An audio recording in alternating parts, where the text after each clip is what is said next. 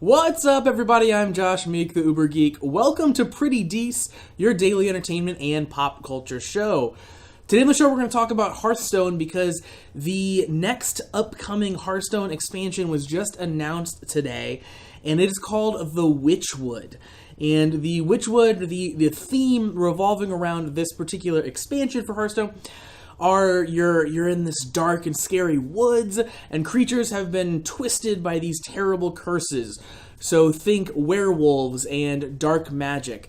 Basically, it is Gothic Horror themed, which is a really cool setting for a card game, especially when it comes in a cartoony style like Hearthstone presents. It was a very cool thing to see. And honestly, it reminds me a lot of the Magic the Gathering set Shadows over Innistrad, which also features kind of a Gothic Horror themed kind of thing going on. So, there's some parallels there between Magic and Hearthstone, but of course, Gothic Horror goes way back, long before either of those sets were produced, and it is a tried and true, awesome setting for fantasy games like this. Moving on from the actual setting of the expansion, however, we have some more news about changes coming to the game with this expansion. So first of all, they will offer a pre-purchase for this, just like they have done in the past. However, you're getting a bonus 20 packs this time. So in the past, they've done 50 packs for $50 for their pre-purchase. Now they're doing 70 packs for $50. So quite the bargain. If you are invested in the Hearthstone ecosystem and you're already going to be buying those pre-purchase things, it's awesome to get an extra free 20 packs. And it's a little bit extra there to entice players who maybe were right on the line of deciding that was worth it or not to invest into. So always awesome to get more cards for your money.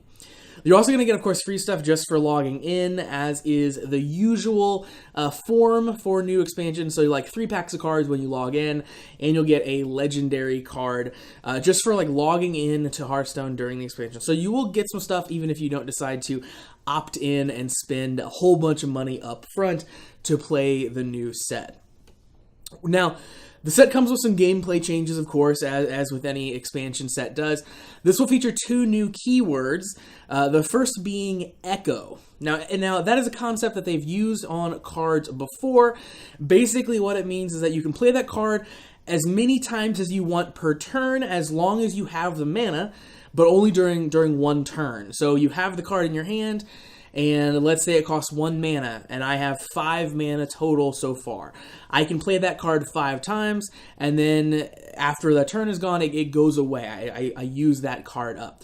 So it's kind of a repeatable effect that a card can have, depending on the amount of mana that you have.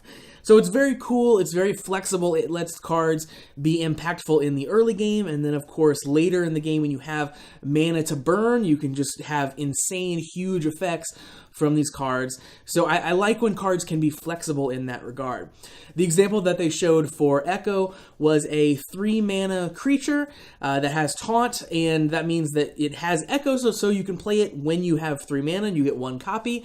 Or you can play it when you have 6 mana and get 2 copies, or when you have 9 mana and get 3 copies. So, lots of options there. If you want to hang on to that card, or if you draw it in the late game, you can end up with way more of that creature than you otherwise could have. So a very cool effect and super fun that's going to be splashed out throughout various cards in the set.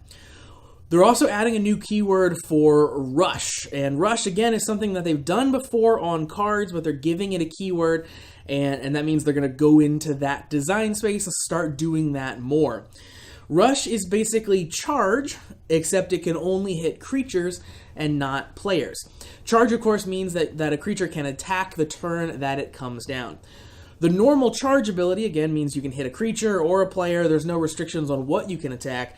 Rush will be slightly more restricted. So Rush can't attack a player, but it can attack other minions, other cards that are on the battlefield. So it lets them kind of build out into some design space.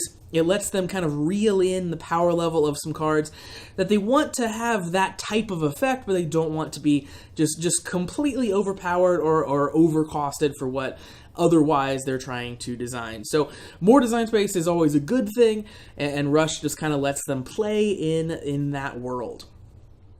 They also previewed some cards in this new set. We got a couple legendaries that sound very cool. So the first one is Baku the Moon Eater, and it has the text that says, if at the start of the game your deck only contains odd costed cards, you get to upgrade your hero power, which is the power that you always have available to you. So it still costs the same amount to use your hero power, but it does a more powerful effect. Now on the flip side, there's the card Gin Greymane. He is a werewolf, and his text says if at the start of the game your deck contains only even costed cards, your starting hero power costs 1. So it is half as expensive as it would otherwise be. So you can pump out your hero power a lot more than you could have otherwise, but it does the same effect. Now, I really like when they add cards like this that are these build-around effects.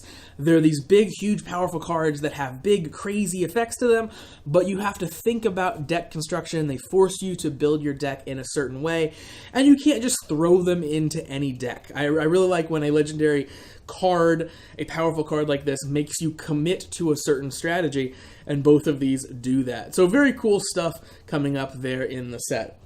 And finally, the thing that I'm most excited about here with this new expansion is that Dungeon Run will return as a new mode called Monster Hunt. You might remember Dungeon Run was a mode they introduced in the last Hearthstone expansion that is a free-to-play, single-player mode that is kind of a roguelike. So you start with a very simple deck without a lot of cards in it, and you start tackling bosses. And every boss that you beat, you get to add new cards to your deck, you get to make your deck more powerful, and you can really kind of go into some just like gross, overpowered strategies, and you have to because the bosses get harder and harder and harder. It was super fun, it's a blast to play, and it's completely free. It's one of the best values in gaming still to this day. You don't have to put a dime in and you can play Dungeon Run. And they're expanding on that concept of Dungeon Run with Monster Hunt, which is a Witchwood-themed version of Dungeon Run. So again, it's a free mode. You're exploring the Witchwood, the forest surrounding the city there.